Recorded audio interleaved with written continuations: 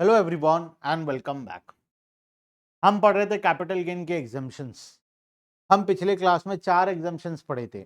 आज हम और 2 एग्जाम्पशंस पढ़ेंगे और कुछ क्वेश्चन करेंगे और हमारा पूरा का पूरा टॉपिक को आज हम कंप्लीट करेंगे। हम आज किसी भी तरीके से कैपिटल गेन्स को कंप्लीट करेंगे। कैपिटल गेन्स का आखिरी 2 एग्जाम्पशन ही बचा है। ये दोनों एग्जाम्पशन होते ही हमारा कैपिटल गेन का टॉपिक कंप्लीट हो जाएगा। तो बिना टाइम वेस्ट किए आओ फटाफट से हम शुरू करते हैं our 5th type of exemption, जिसका नाम है सेक्शन 54 ई। हम 4 ऑलरेडी पढ़ लिए हैं। पांचवा, exemption of long term capital gain if investment is made to purchase unit of a specified fund. अगर तुम कोई स्पेसिफाइड फंड का यूनिट को खरीद रहे हो तो कैपिटल गेन तुम एग्जाम्प्ट करवा सकते हो। क्या क्या इसमें रूल्स है देखो। To provide tax exemption on long term capital gain if gains are invested in unit of specified fund notified by central government. Central government कुछ फंड्स बनाता है, कुछ फंड्स में अगर तुम इन्वेस्ट करोगे तो तुम्हारा कैपिटल गेन एग्जाम्प्ट हो जाएगा। All category of tax payers के लिए है ये। एलिजिबल एसेट, कोई भी लॉन्ग टर्म कैपिटल एसेट से पैसा आएगा उसको हम इन्वेस्ट कर सकते हैं। कौन से फंड्स में? गवर्नमेंट नोटिफाइड यूनिट्स होता है, स्पेसिफाइड फंड होता है, उसमें करेंगे।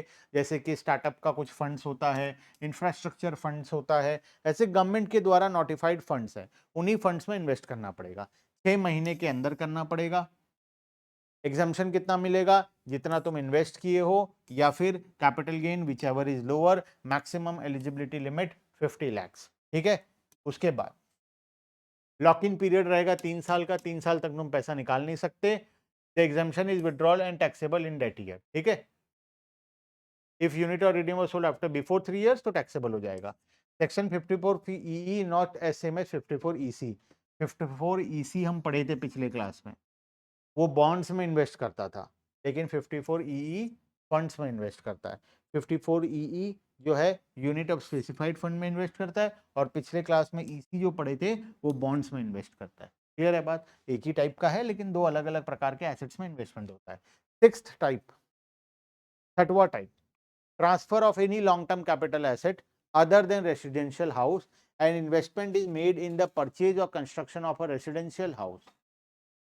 कोई और एसेट को बेचकर रेसिडेंशियल हाउस खरीद। 54F important.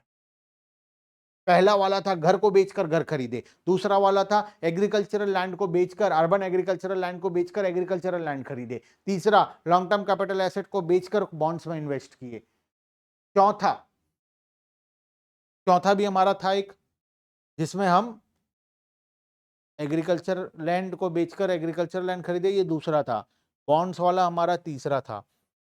चौथा कुछ एक था, मैं भूल रहा हूं, मुझे याद नहीं आ रहा। पांचवा हम अभी पढ़े जो यूनिट ऑफ स्पेसिफाइड फंड्स में इन्वेस्ट करना है। छठवा जो है वो है, अच्छा पांचवा था कोई एसेट को बेचकर land and building, urban land and building compulsory acquisition वाला, उसको वो कंपलसरी एक्विजिशन वाला लैंड एंड बिल्डिंग था जिसके अगेंस्ट में तुम दूसरा लैंड एंड बिल्डिंग में इन्वेस्ट किए। ठीक है, तीसरा ये था। चौथा था हमारा स्पेसिफाई वो बॉन्ड्स वाला।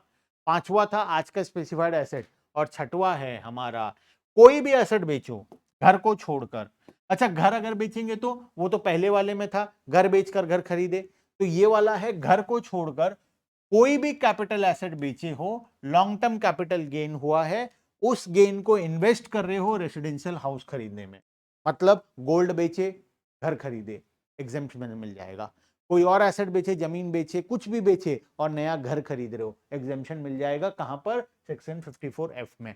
अगर घर बेचकर घर खरीद रहा हूं तो वो था मेरा सबसे पहला जो हम टॉपिक नंबर 1 पढ़े थे सेक्शन 54 में, वहां पर हमें एग्जाम्पशन मिलता था। लेकिन अगर कोई और एसेट को बेचकर घर खरीद रहे हैं तो मुझे यहां पर सेक्शन 54F में एग्जाम्पशन मिलेगा। यहां पर प्रोपोर्शनल मिलता है, जो तुम्हारा फुल वैल्यू ऑफ कंसिडरेशन है ना उसके साथ प्रोपोर्शन में मिलता है। आओ पढ़ते हैं इसको।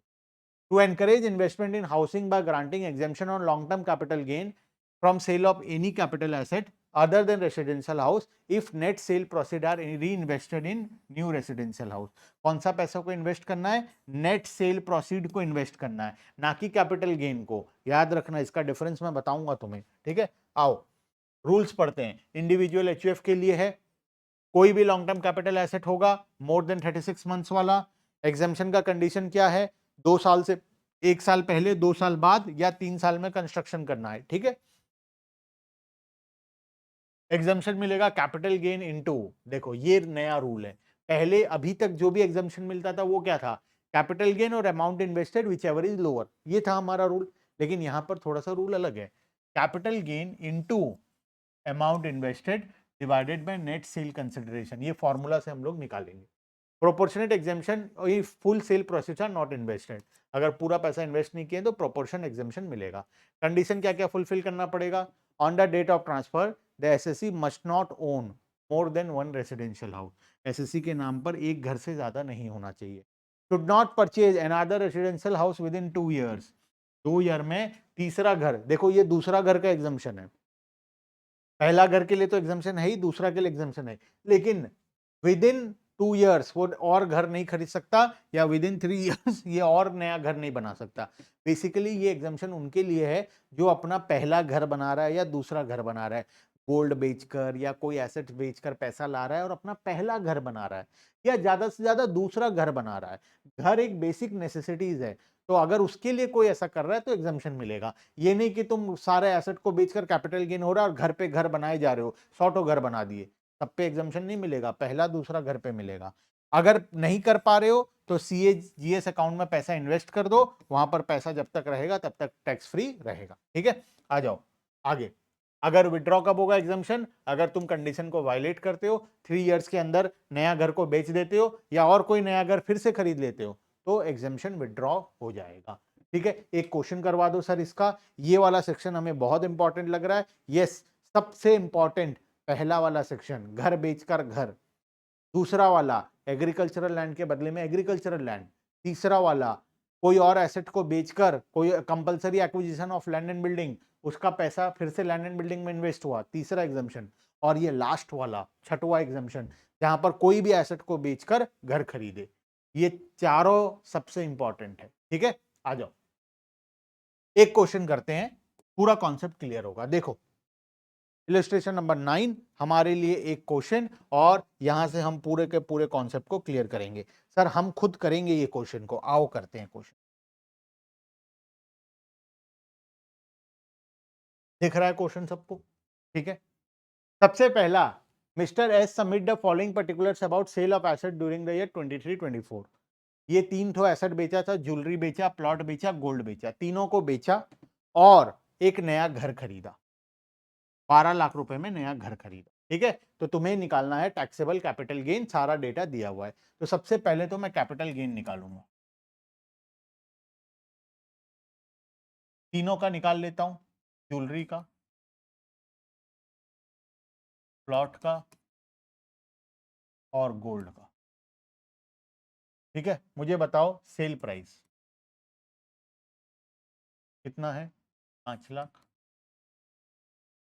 यहाँ पर कितना है 22,74,000, और यहाँ पर है 2,50,000। बेसिकली घर ज्वेलरी को बेचा 5 लाख रुपए में, एक जमीन था उसका बेच दिया 22,74,000 रुपए में, और गोल्ड था कुछ घर में 2.5 लाख रुपए का, उसको बेचा, तीनों को बेचकर एक घर खरीदा है, ठीक है। अब minus expense on transfer, expense on sale, ये तो जीरो है, यहाँ पर 24,000 है और यहाँ पर भी जीरो। तो बताओ नेट सेल कितना है, नेट सेल कंसिडरेशन 5 लाख, ये आ गया 22,50,000, 2 lakh minus indexed cost of acquisition, index cost of acquisition, cost of acquisition कितना है इसका 1,40,000 है, कौन से ईयर में खरीदा गया था 2007-8 में खरीदा गया था, इंडेक्सेशन था। तो मैं एक काम कर रहा हूँ, सभी का इंडेक्स कॉस्ट ऑफ एक्विजिशन यहाँ निकाल देता हूँ, वहाँ पे पुट कर दूंगा वरना वहाँ जगह नहीं होगा। सबसे पहला 1,40,000 रुपये का गोल्ड ज्वेलरी खरीदा गया था, कब 2007-8 में, उसका इंडेक्स दिया हुआ है 129, अभी का कितना है इंडेक्सेशन 348, वैल्यू बताना। उसके बाद दूसरा वाला 7 लाख का घर था, प्लॉट था, कब 113 बेस ईयर का है 2004-5 का, और अभी का है 348, उसके बाद 80,000 इंटू 348 तो अभी का डिवाइडेड बाय बेस ईयर का कितना दिया हुआ है 148। तीनों को कैलकुलेट कर लो कितना कितना आएगा। मैं भी तुम्हारे साथ कर रहा हूँ, तुम भी मेरे साथ साथ करोगे, ठीक है। कोई भी ज़्यादा होशियार नहीं बनेगा। वीडियो को स्पीड में देख रहे हो नालायकों, मुझे सब पता है। 120 तो ये आ गया 3,77,675 राउंड फिगर होगा, ठीक है। 1-2 रुपए ऊपर नीचे होगा, कोई दिक्कत नहीं है। इनकम टैक्स 10 रुपए का राउंड फिगर में कुछ बोलता ही नहीं है, ठीक है। 10, तुम 10 रुपए में राउंड कुछ भी कर सकते हो। 21,55,752, ठीक है। उसके बाद 80,000 इंटू 348 डिवाइडेड बाय 148, 188,10, ठीक है। तो तीनों को पुट कर देते हैं वैल्यू को, हम लोग तीनों वैल्यू को पुट कर देते हैं। यहाँ पर आ गया 3,77,675, यहाँ पे आ गया 2155,752 और यहाँ पर आ गया 188। बताओ कैपिटल गेन कितना है।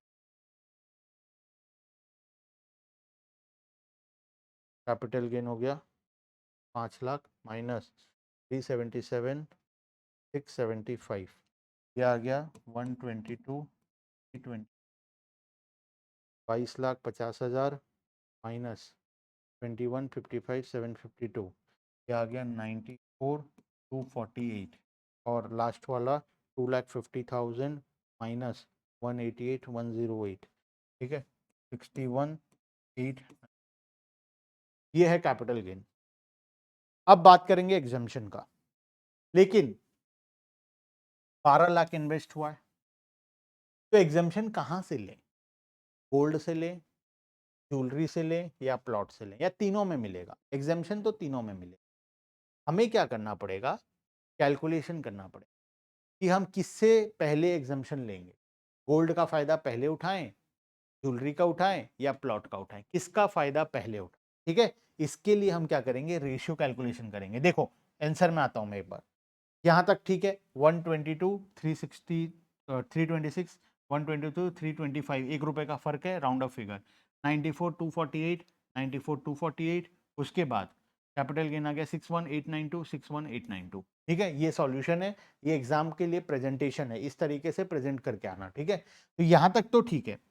अब हमें एग्जाम्पशन का कैलकुलेशन करना है। एग्जाम्पशन में घर खरीदा है 12 लाख रुपए का, ठीक है। 12 लाख का जो घर है, अब वो कहां से एग्जाम्पशन मिलेगा? हम क्या करेंगे, प्रोपोर्शनेट कैलकुलेशन करेंगे। Percentage of LTCG to net consideration, long term capital gain divided by net consideration, सबसे पहले निकालेंगे। वो कैसे निकलेगा सर? यहां पर लॉन्ग टर्म कैपिटल गेन और नेट कंसिडरेशन का रेशियो निकालो, ठीक है। मैं बोल रहा हूं कि capital gain divided by net consideration into 100 करो तो परसेंटेज निकालो। करते हैं सर, हम करके दिखाते हैं। 5, 122, 325 divided by 5 lakh, net consideration ये रहा, हाँ 5 लाख, कितना आ गया 24.46%। उसके बाद 94,248 डिवाइडेड बाय 2250, 4.18%। और 61,890, क्योंकि इस वाले सेक्शन में क्या होता है ना, पूरा बेनिफिट नहीं है। इस वाले सेक्शन में प्रोपोर्शनेट बेनिफिट है। हम बात करते हैं capital gain into net consideration divided by amount invested divided by net consideration. तो उसके लिए हमें पहले चेक करना पड़ेगा कहां पर हमें ज्यादा बेनिफिट मिलेगा। वैसे चाहते तो हम सीरियली कर सकते थे, पहले इससे फिर इससे फिर इससे, लेकिन उससे हमारा एग्जेम्पशन अमाउंट कम हो जाता। तो इसीलिए हम चालाकी करेंगे, कौन सा तरीका से हमारा ज्यादा टैक्स बचेगा, ठीक है। तो मैं पहले रेशियो निकाल देता हूं, कौन सा का ज्यादा रेशियो इन्वेस्ट किए हैं उसमें कर देंगे। 61,892 डिवाइडेड बाय 2,50,000, 24.75%। तो सबसे हाईएस्ट परसेंटेज किसका इन्वेस्ट हुआ है? इसका, उसके बाद इसका, फिर इसका। तो उसी रेशियो में चलेंगे हम। सबसे पहला 12 लाख रुपए में से हम दिखा देंगे कि 2.5 लाख रुपए गोल्ड से आया। 12 लाख में से 2.5 लाख गोल्ड से आया, तो 2.5 लाख अगर गोल्ड से आया तो देखो नेट कंसिडरेशन कितना था, 2.5 लाख था, तो एग्जेम्पशन निकालते हैं।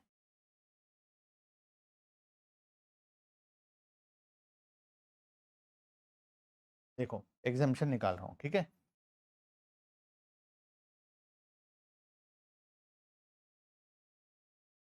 First exemption from gold, gold से ले रहा हूं, क्यों? क्योंकि उसका रेशियो ज्यादा है।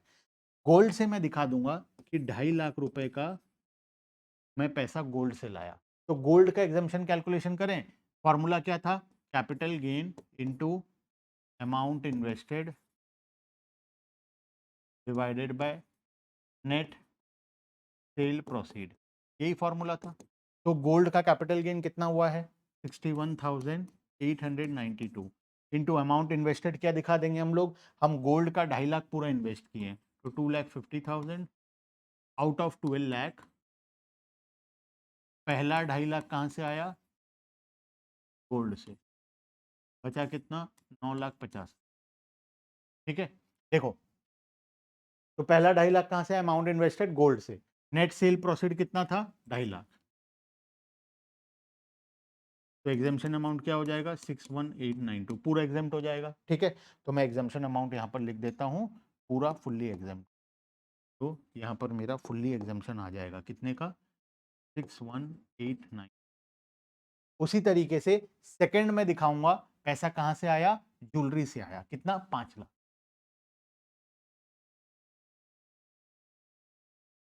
बचा कितना? 4 लाख। ये जो 12 लाख का इन्वेस्टमेंट है, ये पैसा कहाँ से आया? 12 लाख। इसमें से कौन सा पैसा इन्वेस्ट किया? देखो मैं बेच कर तो ज्यादा पैसा लाया था, 5 लाख ज्वेलरी से लाया, ये 22,50,000 नेट करूं तो यहां से आया 2.5, यहां से आया, टोटल 30 लाख रुपए आया था। लेकिन मैं इन्वेस्ट तो सिर्फ 12 किया हूं ना, तो मुझे एग्जामेशन 12 का लेना है। तो मैं कहां से एग्जामेशन लूं तो मुझे ज्यादा बेनिफिट होगा, इसीलिए मैं पहले रेशियो निकाला। रेशियो में पहले मैं दिखा दिया कि मैं गोल्ड का पूरा पैसा इन्वेस्ट किया हूं, फिर मैं दिखा दिया कि मैं ज्वेलरी का पूरा पैसा इन्वेस्ट किया हूं। तो ज्वेलरी का निकाल लो, कैपिटल गेन कितना था? 1,22,325 इंटू 5 लाख कंसिडरेशन में इन्वेस्ट किया, डिवाइडेड बाय कैपिटल गेन कितने का था?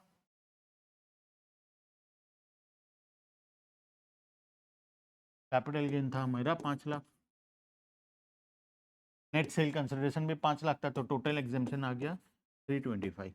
तो यहां से एग्जामेशन मिल जाएगा 122,325। नेक्स्ट जो 4.5 लाख था, ये मैं दिखाऊंगा प्लॉट से आया।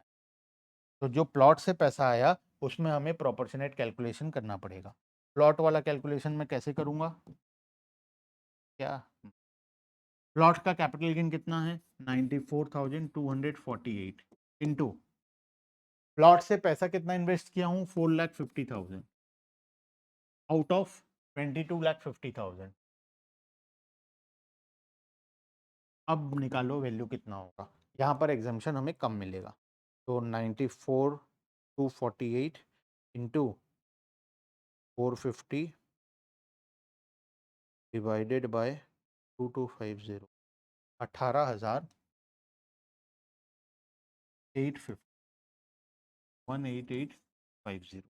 तो यहाँ पर एग्जाम्पशन देखो, ये तो जीरो हो गया, ये भी जीरो हो गया, बीच वाला कितना बचा? 94,248 minus 18,850, 75,390। This will be your taxable LT. Sir ये पूरा एग्जाम क्यों नहीं हुआ? क्योंकि पूरा अमाउंट पूरा, अगर हम 30 लाख पूरा इन्वेस्ट कर देते जो तीनों मिलाकर आया है, तो सारा एग्जाम हो जाता। लेकिन 30 में से तो 12 ही किए ना इन्वेस्ट, 18 लाख तो इन्वेस्ट किए नहीं, तो 18 लाख जो बच गया वो तो एलिजिबल होगा नहीं। तो 12 लाख में हमें प्रोपोर्शनेट एग्जामेशन लेना है। तो बेस्ट तरीका है कि जो सबसे ज्यादा इन्वेस्ट किए हैं वहां से शुरू करें, उसके बाद सेकंड, उसके बाद थर्ड। इसमें तुम्हारा एग्जामेशन अमाउंट सबसे ज्यादा आएगा, और इधर उधर कैलकुलेट करोगे तो एग्जामेशन अमाउंट कम आएगा, टैक्सेबल अमाउंट ज्यादा आ जाएगा। ठीक है, तो इस तरीके से हम कैलकुलेशन करेंगे जिससे हमारा हो जाएगा। मेरे हिसाब से कैपिटल गेन पूरा बेहतरीन तरीके से मैंने पढ़ा दिया है। अब बारी है नेक्स्ट अदर सोर्सेस और बिजनेस प्रोफेशन का। ठीक है, दो टॉपिक हमारा बचा है यूनिट 2 के अंदर में। बड़ा बड़ा है, बिजनेस प्रोफेशन बड़ा है, अदर सोर्सेस छोटा। तो नेक्स्ट क्लास में हम एक नया टॉपिक शुरू करेंगे। आज के लिए यहीं पर bye bye and thank you.